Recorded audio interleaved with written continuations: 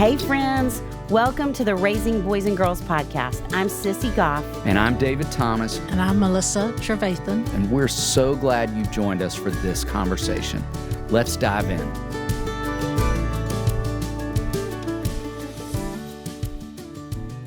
Holly Williams is an acclaimed singer-songwriter, retail entrepreneur, serial house renovator, lover of the South, and her favorite title, Mama.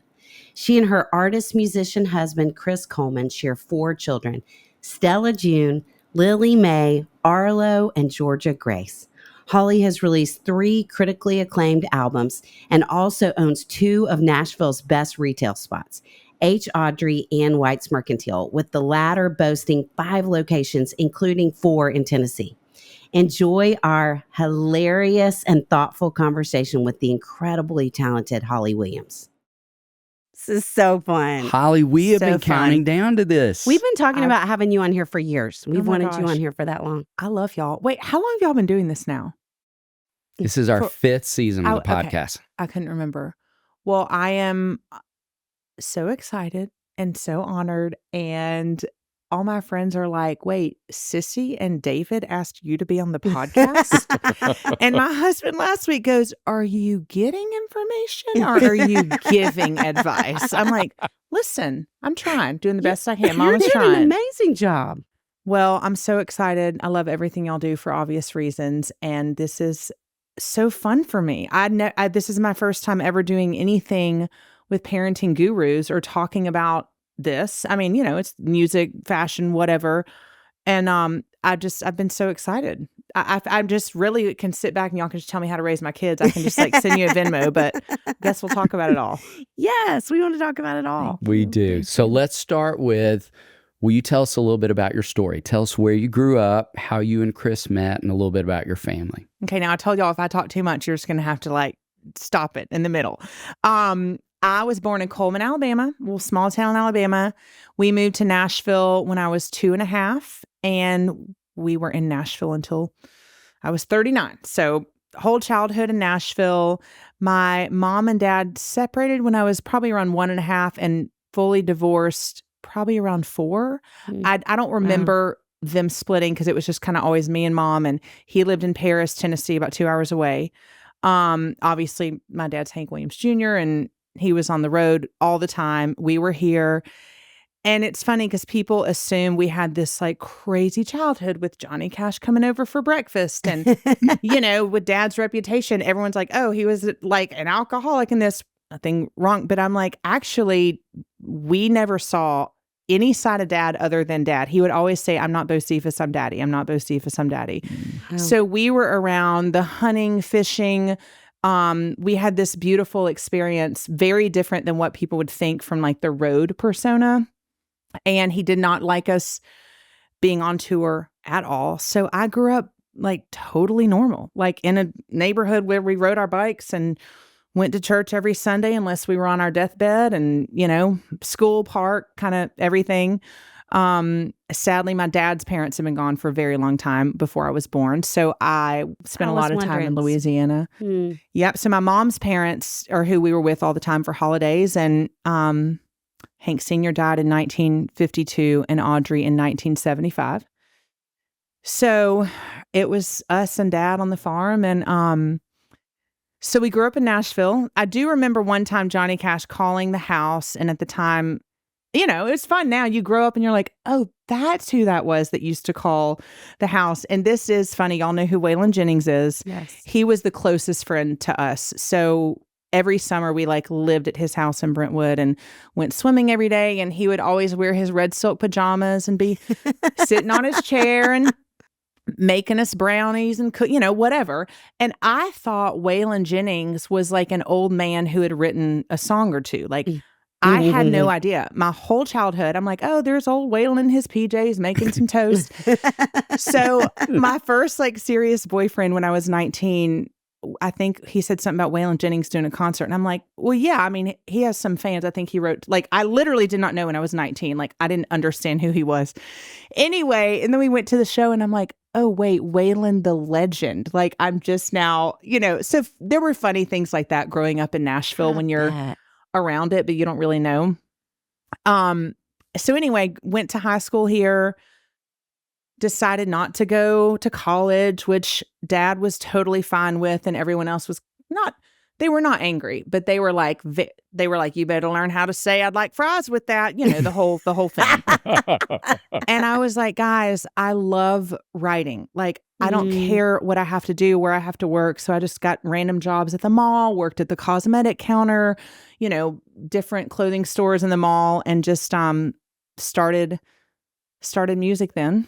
And I spent like 4 years touring back of the Suburban, playing for 1 to 2 people, the whole deal. Wait, how old were you when this was kicking off? I started writing songs on a guitar at like 17. I was writing this like, my dad did this, my granddad did this, I'd like to learn, or this is just it's welling up inside of me? Yeah, I wrote a lot of poetry and like just stories as a kid and just didn't have an instrument to put them to. So I would always say I want to be a writer, but I didn't know that meant like with a guitar. And then when I first started learning guitar, so we were not exposed to music, meaning when Dad was with us, we were fishing. We weren't listening to Born to Boogie, in the living room. So, were you listening to your granddad? So funny enough, my dad was so famous at the time that also with Hank Sr., I didn't really have a deep understanding of who he was. Dad would try to tell me, but we're kids on limos and helicopters. Dad's playing in front of 40,000 people. I mean, it was so much fame around my dad that I didn't have any concept until I started doing shows and I went to Europe, I'll never forget, for a tour with a guy named Ron Sexsmith. And all these people are like losing their minds about Hank. And then Bob Dylan is a hero for obvious reasons. And he met me and like started doing this like little bowing thing because Hank is like his idol. So I was like, okay, what is happening? I'm so confused right now. But when I discovered that Jackson Browne and Bonnie Raitt and Dylan and Neil Young and all the people that I loved him, I was like, oh, like, then you dig into the Hank Sr. catalog and even my dad's, and you realize like the breadth of the talent. I mean, I think I can say that even though I'm a daughter, I'm a huge fan, like his songwriting. So no, I didn't understand what he meant to music for a really long time. And so I was writing at a really young age and then started touring, and first record deal, I think I was like 23 when that started, and just spent years.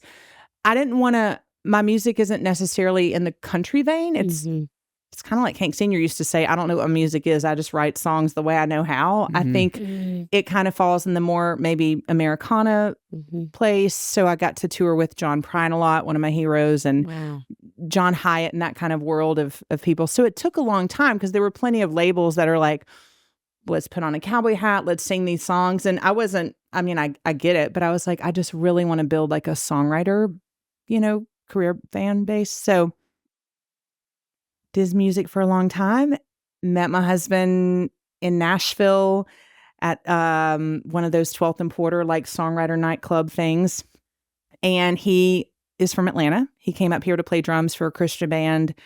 And we just were friends for years. They got signed. They were in LA and we were just back and forth. I think 2 random makeouts at a place. And now I'm like, you didn't call me after that. What is up? Not nice. He didn't call me. So anyway, I made quite an impression. But years later, after all kinds of hills and valleys and stories of friendship, and this is back when Nashville was a small town, and like, I hooked him up on a date with my best friend. Like it was like that kind of town. You're like, oh yeah, everyone knows everyone in the music business. Anyway, we got married when I was 28, and I've had 3 records. He joined the Kings of Leon, spent about 6 years with them. Then when we had our first baby, he's like, I got to take time off the road and get into this. And now we have 4, and you just met the last one. And I'm trying to find time to write another album, and I opened some stores in the meantime. Yes. In Nashville. Yes. Clothing store and White's Mercantile. Upscale general store. We have 4 of those. So last album was 11 years ago, and I'm trying to find time to write a new one. And we are so glad you are. Yes, we are. I don't know when you are, but we're glad you are. Well, thanks. I'm looking for your like tap to go. Now, hold on. I got to stop. But I think I just said it all. Well, no. Well, so many fascinating things. And as you think about, I mean, I can't even imagine as a kid and as an adult and the people that you've toured with, have you had some career highlights, some moments that you felt like, I can't believe this? Absolutely. I mean, I think probably the biggest career highlight, I mean, I've done fun fame moments, you know, sang with Vince Gill and Gwyneth Paltrow on the CMA Awards and toured all over Europe with, you know, Keith Urban and different artists and Sheryl Crow and so many amazing artists that I love have been so wonderful.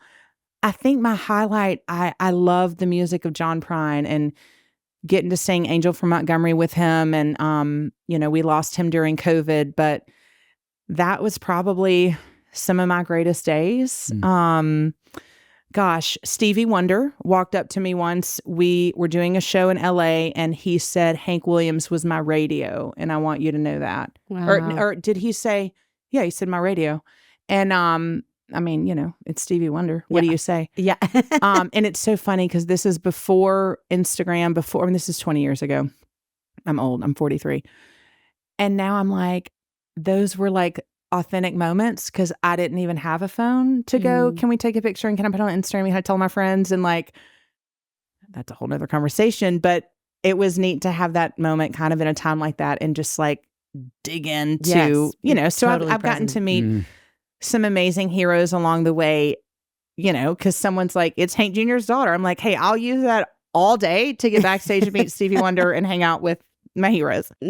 So anyway, there's been quite a few, but it's fun for the kids. They have just now kind of, I think, figured out that I like did a little bit of something important. Not that mothering alone is not the most important job, by the way. My mom was a mother and the greatest, you know, greatest foundation of my life.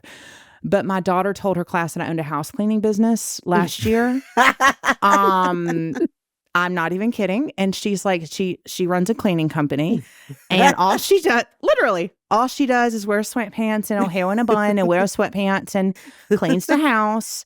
And I was like, well, honey, I used to like play concerts for people. And, you know, I was on Jimmy Kimmel. I was on Conan. Like someone cared. And she's like, I thought you were a house cleaner. This is when we lived in Mississippi. Lily announced that there is nothing wrong with being a house cleaner or a cleaning company at all. But it was so funny to me that you just drown in daily parenting and you're like, wait, who am I? And where, you know, you just give so much, you're just so depleted and you're like, oh, I forgot that she doesn't even know that I play guitar because I haven't picked up one in 3 years, like in front of her. But, you know, anyway, and this is really funny. Mother's Day was Sunday and my son bought me a shampoo and conditioner.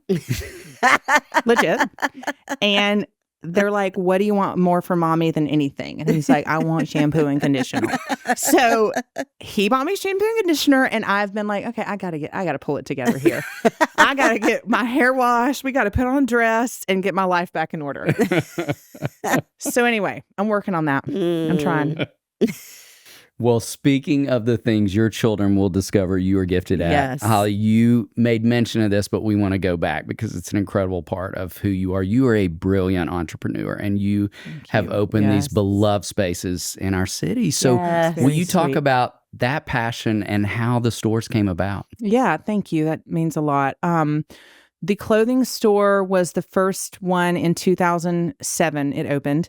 And y'all remember at that time in Nashville, it was like the return of Jesus when we got the Gap. You know, I mean, it was big news when the Gap came. The city was kind of dead. There wasn't that much here. There wasn't like a Macy's. There was nothing. So I was in a bad car accident with my sister in 2006, spring of 2006.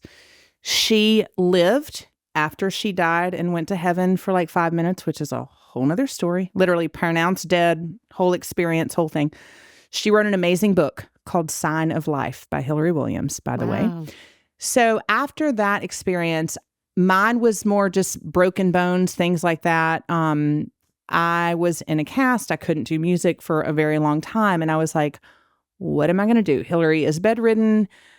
I've got this cast on, like, what's going to happen? And I'd been touring all over and I just dreamed of opening a clothing store, a very kind of high-low, go in for white t-shirts and a fabulous skirt, you know, just pieces you could put together. So worked for about 8 months and went to every single bank. They're like, what do you own? I'm like, it has 80,000 miles. I got an old Tahoe out there and got rejected by everyone and begged and begged and begged and wrote on my business plans. And we had a family member be like, okay, I will do this. Here's your interest rate. I'll be the loan. And we paid it off 2 years ago. So it was 15 years and a lot of stupid tax, as Dave Ramsey calls it, when you make a lot of mistakes. But that was the door to allowing me to even follow that dream. And this is, I feel like, when the dreamers kind of could still live in Nashville and you could just find a space a little easier. And now things have changed so much. But the clothing store opened in 2007 and I got married a couple years later. And from getting to travel, and so much of my childhood was spent like anyone's in the South. You just pop into Southern General stores on road trips or wherever you are. And I was really overwhelmed at the time, busy on tour. And I was like, where can I find a greeting card and good olive oil, cute tinnies, and some dog food maybe? Like I just needed everything in one place. Have always loved Cracker Barrel. I'm like, okay, it can be an upscale Cracker Barrel gift shop a la Southern General Store. It's called a general store for the modern day tastemaker. So everything really just fell into place. We found a space to rent in 12 South, a great location of Nashville, an old gas station that we renovated. And the plan was just to have one, and then things just opened. Someone called me in Franklin and said, we've got an old grocery store that we need someone to come into. And I'd opened an online business that just bombed and it was a disaster. And we had, all these credit cards and debts just sitting on these shelves in this warehouse. And I'm like, okay, how are we selling all this merchandise? So we moved it to Franklin, opened the Franklin store.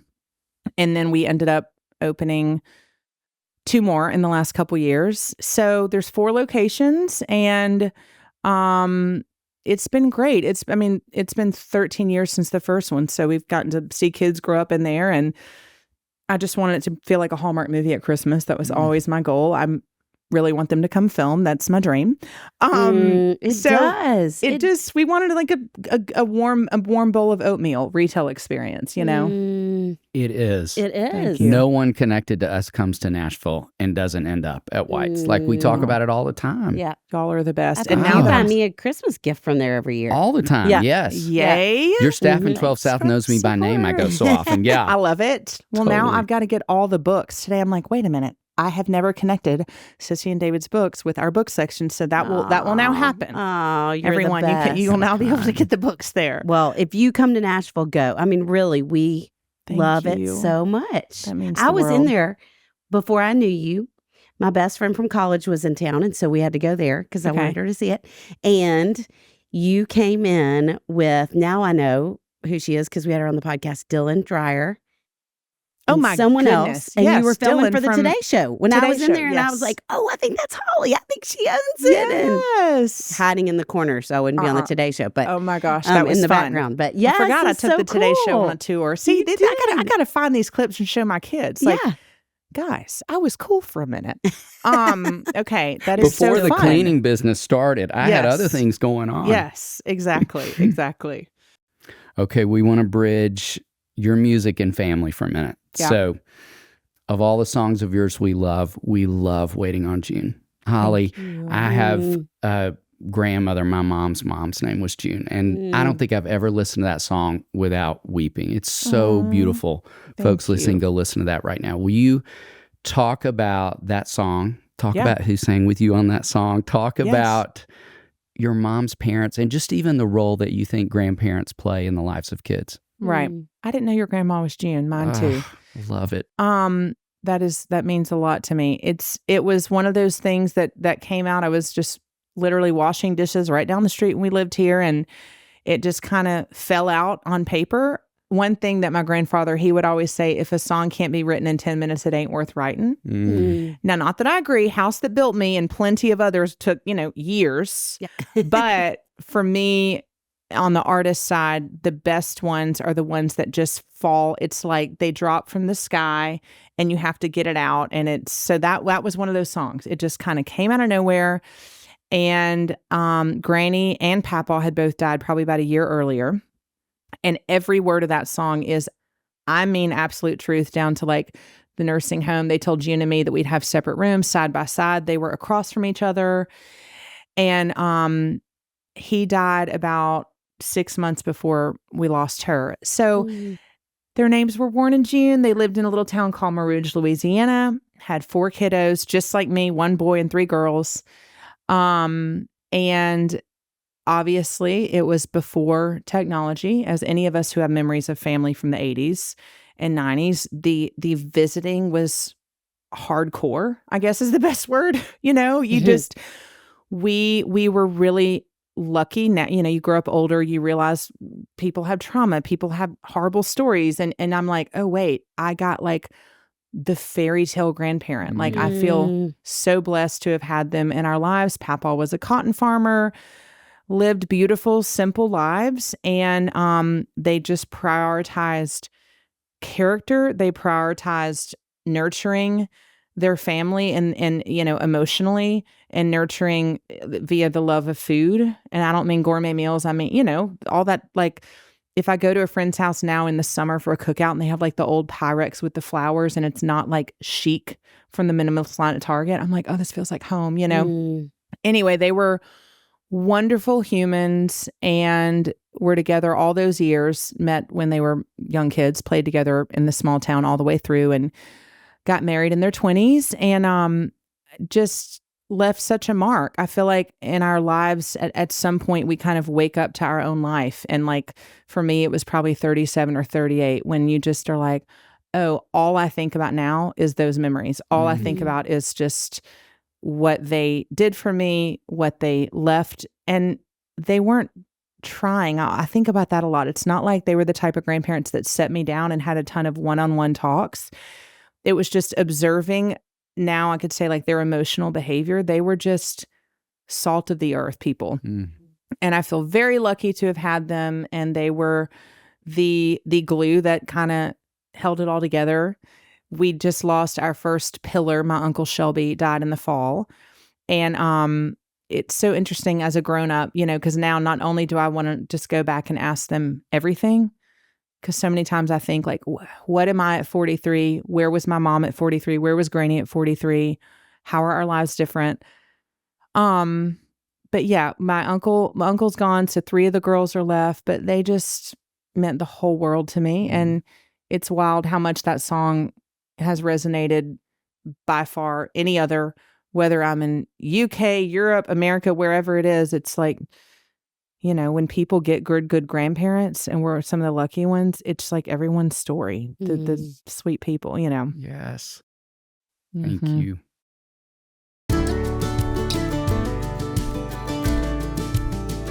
Sissy, how is the summer going at Hopetown?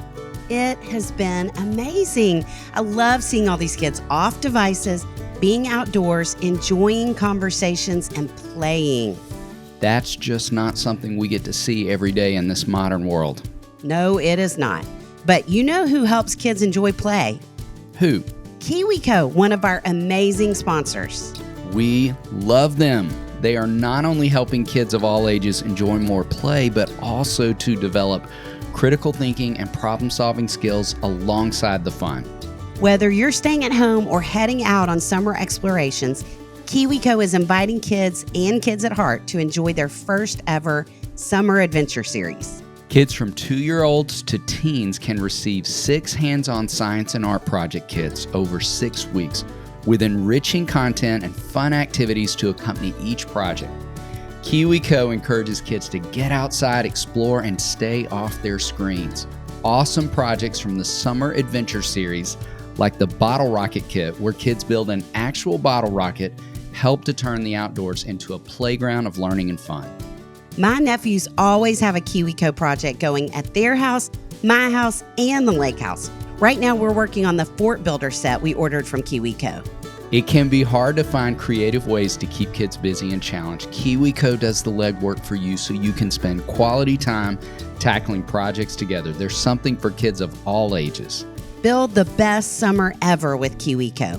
Get 20% off on your summer adventure series at kiwico.com/RBG summer. That's 20% off your summer adventure at kiwico.com/RBG summer. Well, shifting from your grandparents to your kiddos, what would you say are the unique, I'm excited to hear your answer to this, unique joys and challenges of raising 4 children under the age of 9? Okay. Let's see. There's so many. Well, so we had them real close. We had 3 kids in 2.5 years. So this is the season. There's 6 months out of the year. So right now they're 7, 8, 9, and then baby girl is 1. That was never planned. It wasn't not planned. I think kind of, I don't know if this is good or bad. Everything I've approached in life is just like, we'll see what happens, and some people are like, I have 2, I can't have a 3rd. What if this, they're very planned. So this was all kind of unexpected. And these 3 beautiful kids came along. And there is, with these particular ages, there is, it's like every day is a serious airplane ride. And I always say, for me, when I'm in the middle of turbulence, I freak out. I'm like, when is this going to end? I panic. And as a mom, I get like that kind of during meltdown time. But I'm like, this will get better. Every mother knows when you're in the middle of the trenches and you're like, we're not going to come out of this. And you may just be in your room with your 4-year-old and you're like, how are we going to get through this moment? They have such precious moments and such exhausting moments because they're so close. So they love the same movies. Great. We can all go to the same movie. They love the same toys, which is adorable. And then the fighting is crazy. So it's wonderful. And just everyone is in a different season of hard. I always say that. It doesn't matter if they're 1 and 6 and 12. Then you have the heart of 3 different things and 3 different schedules. And so it's the balance. But like, I wouldn't have it any other way with their ages. But I would just say everything is really intense.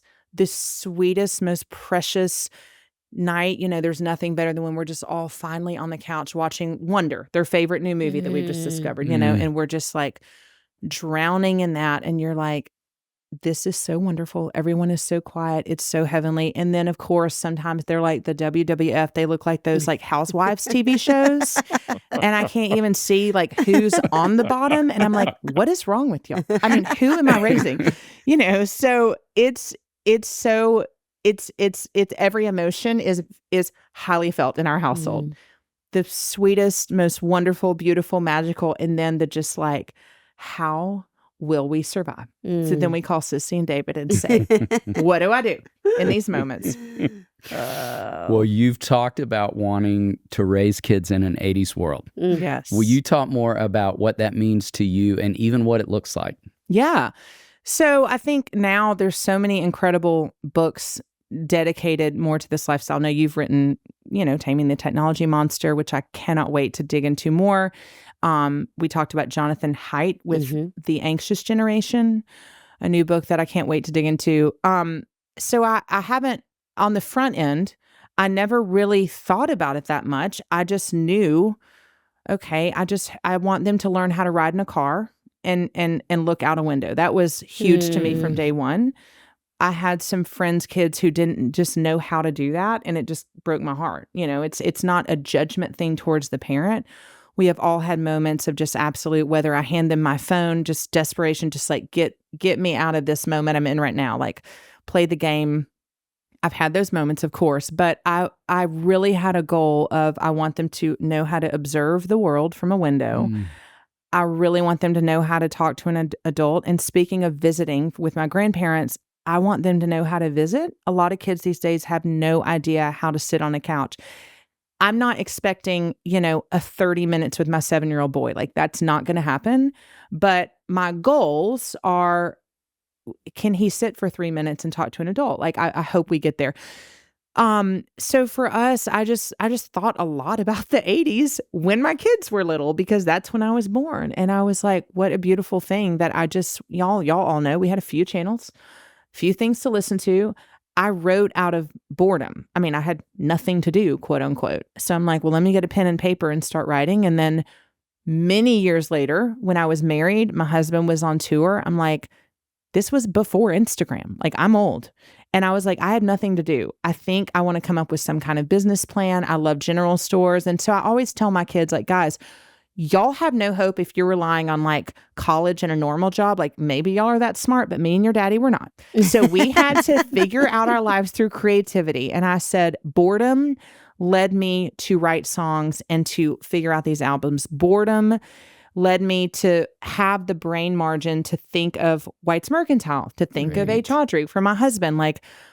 But right now, y'all know it's beautiful seeing kids be kids, and it would make my house would be a lot cleaner if we had iPads for everyone. It just would. I like sometimes when family members are probably judging me, I'm like, guys, this is what it looks like when it just is.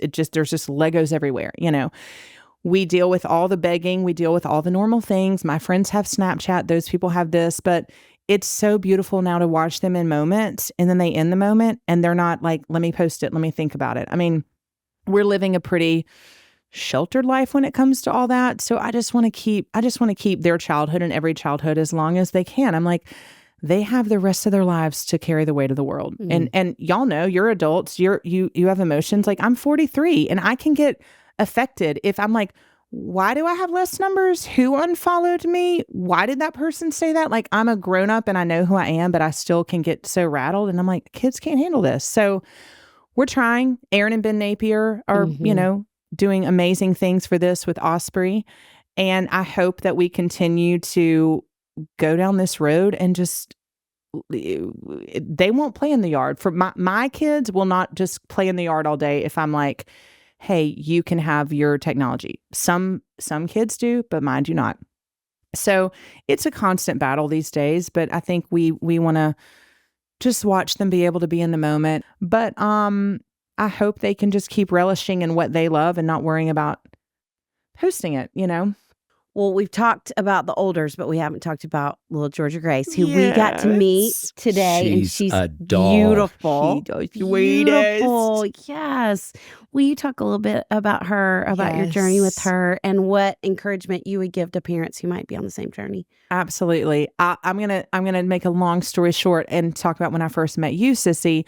My husband and I were going through a really hard time. We had a very kind of long, miserable 4-year situation going on, and it was very challenging. We were splitting up, and I called Sissy, had heard your name, and I was like, you have to help me navigate. They were 3, 2, and 1 at the time, I think.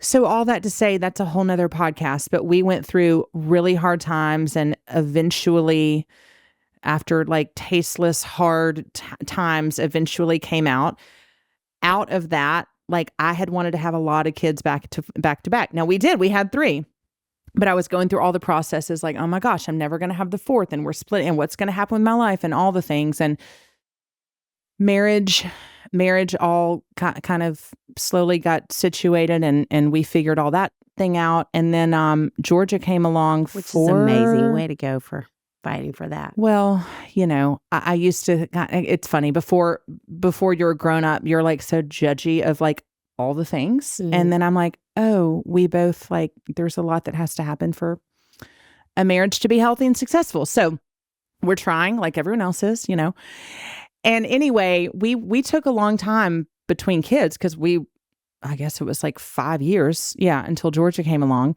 At the time, we had quite a few friends that are in that, like, I have 2, I'm really afraid to have a 3rd, I have 3, I'm really, you get afraid. This was not planned. Total like, oh wait, what? I'm pregnant. And I was very happy because I wanted a 4th.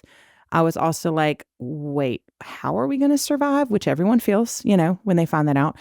But totally normal pregnancy. We did genetic testing at 5 months just because you go in, everyone does it. We had her, I was in Fairhope, Alabama on a 2-day, like mommy last getaway before baby. Chris was in Montgomery with the kids. I was there, or with our boy. I was there with my mom, and went into labor at the Grand Hotel. If you are from the South, you must visit the Grand Hotel. But I started like hyperventilating in the lobby, and people are looking at me. There's a wedding going on. I like actually look cute that night with the dress and makeup. And I have never been through anything like that in my life, because any other time I'd actually been in a hospital already, like when contractions are starting. Call my friend. I'm like, where do I get a taxi? Gotta get me to a hospital. This is funny. I called my husband. I'm like, I'm in labor. He's like, oh, honey. Now I think that you are just overwhelmed. And I was like, do you hear me? I am in labor. Screaming at him. It was nice. So we got to the hospital. I had this beautiful baby girl with one of my best friends in Fairhope that showed up and walked me through giving birth. And the next day, she's great, precious, newborn, exhausted, all the things. The next day, a doctor comes in and he's like, hey, what's your name? She has Down syndrome, this and that. See you in 3 hours. And I was like, wait, what?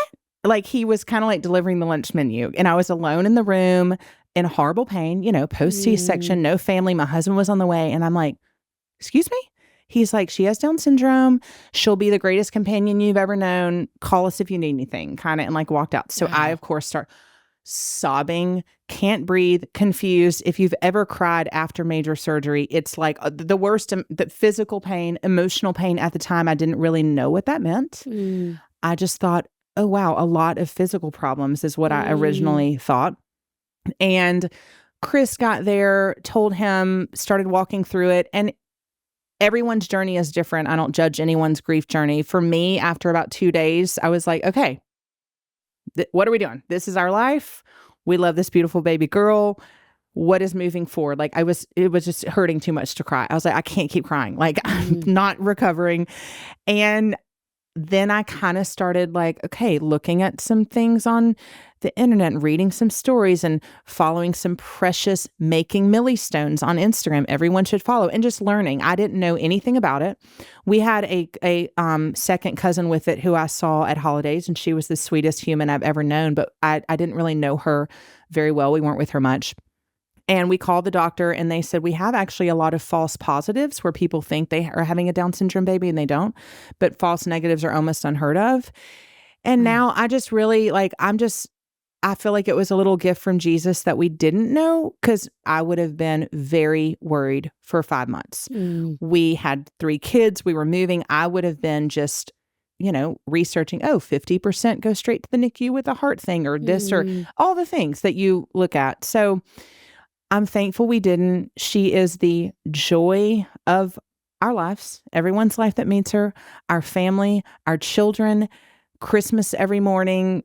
I literally can't imagine life without her. I think when your kids are little, you're so overwhelmed. And I have friends whose kids are like 7 and 9. They're like, gosh, I should have had that other one. Like, you're so overwhelmed and school and sports hit. You're like, wait, where's my kid? Like, do I ever see them anymore? So she is the most wonderful thing to ever happen. And I'm thankful. I mean, we talked about like really trying, like we probably should get those vasectomy things and not have number 4. And I'm just so glad that I wasn't too controlling about it, I guess is the way to say it. She's the biggest blessing. I've learned so much about the world of Down syndrome.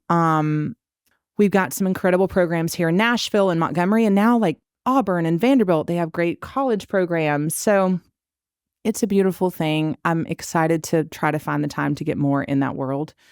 I would love to be a part of like a movement of women, other moms, where people who are afraid, people who are terrified when they get their diagnosis, just have a little bit of hope. My friend and I in Montgomery are trying to open the first special needs center there with a whole group of other people. She got the diagnosis and was just wrecked for months. They had 2 beautiful boys. They wanted their baby girl. They're like, you're having a boy who has Down syndrome, and they were grieving for months. And now he is the light of everyone's life. Same age as Georgia. They're besties. He's the cutest human alive besides her. But anyway, it's really inspiring to see people, and just a beautiful journey of like such devastation to such awe. I always think like if everyone had a Down syndrome family member, where would our world be? Because it's just, they don't know anything but love. Of course they get mad. They do toddler things, but like, she is so healing to the soul. And anytime now, obviously we're around more special needs kids, and it's just like balm. So I would say to anyone getting that it's really the most beautiful journey of your life. And my kids, how amazing that they're getting to grow up not only with a baby, like every 8-year-old wants a baby, but this baby. And it has just opened their heart. I hope I am always raising them to be the most empathetic kids ever, compassionate kids. But this has just like blown the lid off of them going, Mom, what about that person over there? Or what about this guy? Or like the movie Wonder, they're like, everyone has to watch it. It's just been a beautiful thing. And I'm really excited to see the rest of their lives and how it's affected by having baby Georgia, She's wonderful. It certainly will be. We talk to so many kids who have a sibling with special needs, and they're just remarkable kids. Mm-hmm. They really are. The empathy and the awareness and so many things. Yeah. And now we talk about not that they don't have special needs friends in their class, but whatever's going on at school, some horrible person, someone's mean. And I'm always like, guys, you just have no idea what someone else is going through, on so many levels. But I think having Georgia just allows us to bring up a lot of different things to them that they really hadn't thought about before. And so it's beautiful. And I'm just so thankful to the Lord for giving us this gift. Well, I'm so glad we got to meet. I'm so glad too. Me too. Okay. We want to ask you what you would say is some of the best parenting advice you've ever been given. Well, from you guys via my friend who was desperate to get on your waiting list and finally figured it out. In the throes that I'm in right now, she talked to me a lot about co-regulating. Am I saying that right? Mm-hmm. With your child? Mm-hmm. And they were like, Sissy and David are leading us in this way. And everyone here knows it is so easy for a kid to go, parent to go crazy, kid to go crazy, then you go crazier. And then we've had the nights that I'm not proud of when you're like, okay, I've had probably 3 nights where Chris and I have both gone, we are psycho. I'm like, everyone's out of their mind right now. Me, you, the kids. Recently, this is kind of funny, but it really wasn't when you're in it. My 7-year-old wanted to hear Celine Dion's My Heart Will Go On before bed. Okay, sounds easy, right? After 30 minutes of I don't even have words. Sheer hell. I'm hearing Chris is screaming at the top of his lungs. Lily is screaming at the top of her lungs. I'm screaming. We all were F, okay? I got an F for parenting that night. And I am like, I'm about to have a heart attack. I can't breathe. My heart's racing. I mean, the baby's asleep. You can't blast Celine Dion's My Heart Will Go On. We are in a tiny house. We are in a little Florida rental. 6-year-old sleep, 7 sleep. I'm like, get it together, Lily Mae. We are not blasting. And she can't. She was 7. She couldn't get it together. She'll probably be president. She is she will put her foot down and just, this will happen. Celine Dion will sing me to bed tonight.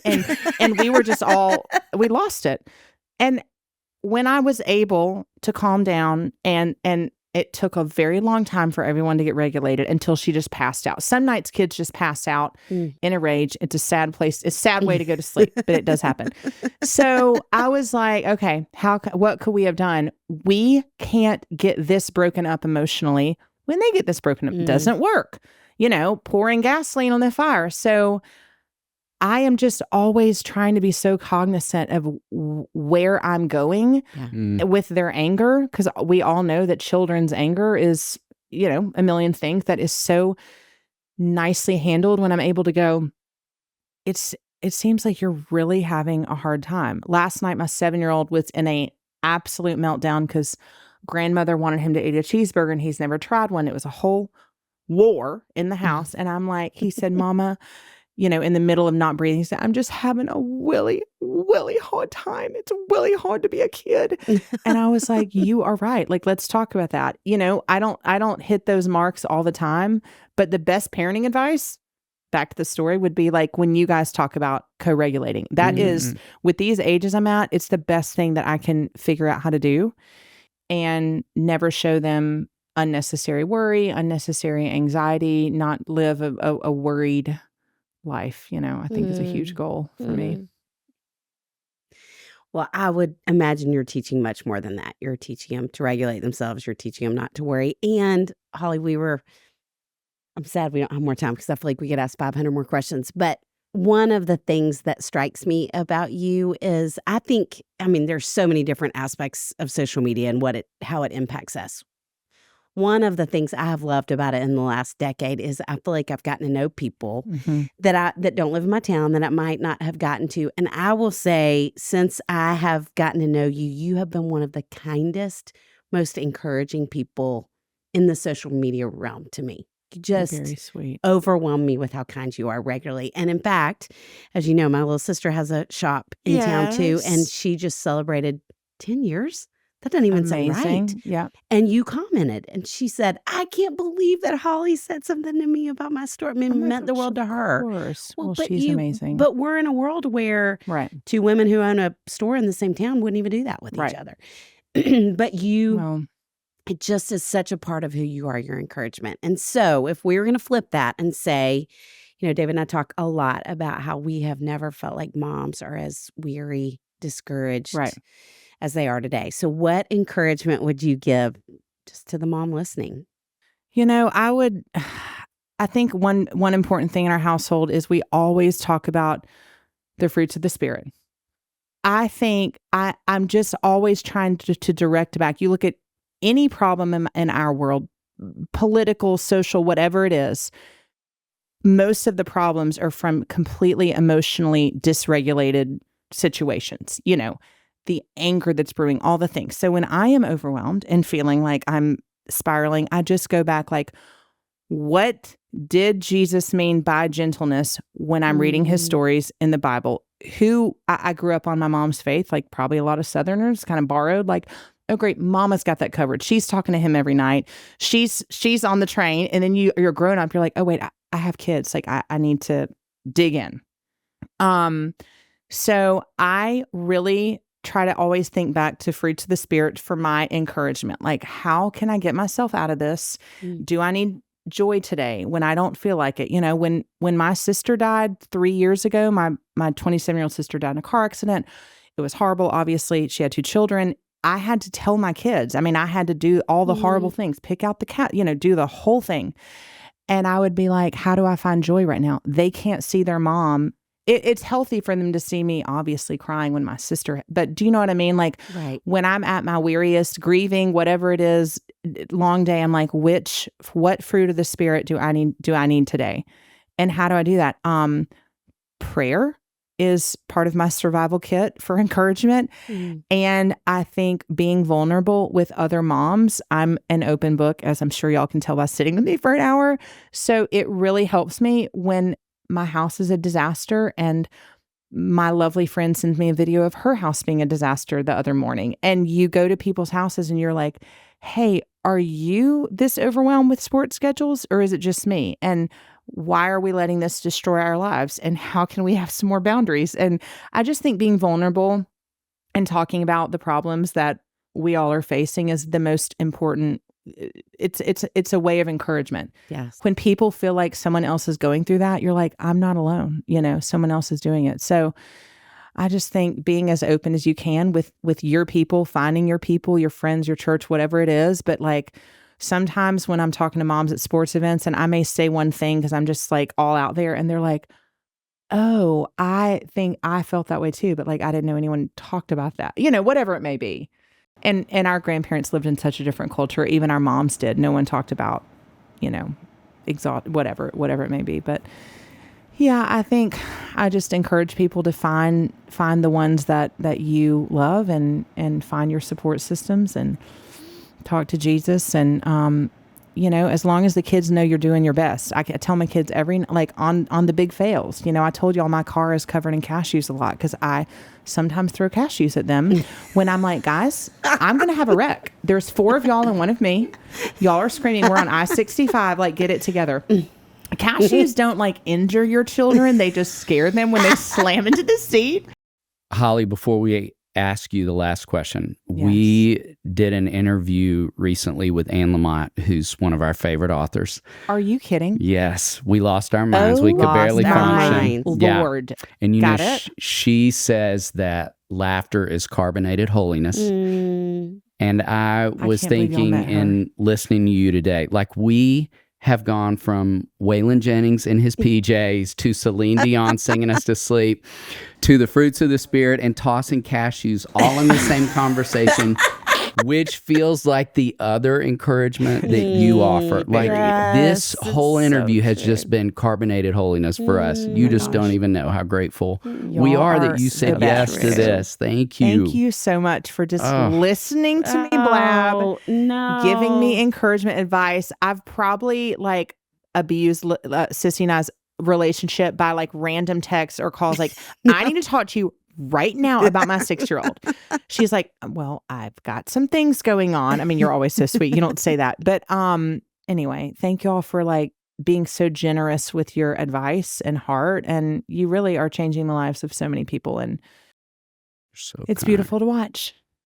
Well, we've loved this time with you. Yes, we have. We're going to end with one question that we're going to move from parenting to food. Okay. So 2-parter.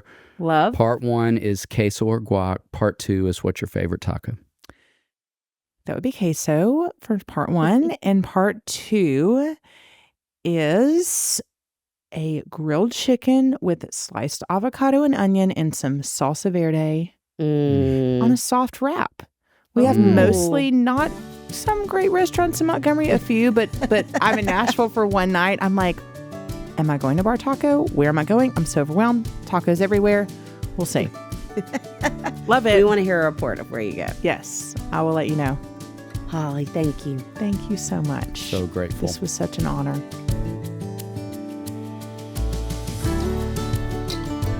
David, what a team we have that we get to call friends who help make this podcast possible. Amanda Young, our operations manager. Chris Starrett, our engineer and producer. Our management team at KCH. And we are thrilled to be a part of the That Sounds Fun network. Our music was created by the insanely talented Dave Haywood of Lady A. And if this podcast felt helpful to you, please consider subscribing, liking, sharing, all the things. We are grateful for you and cheering you on always.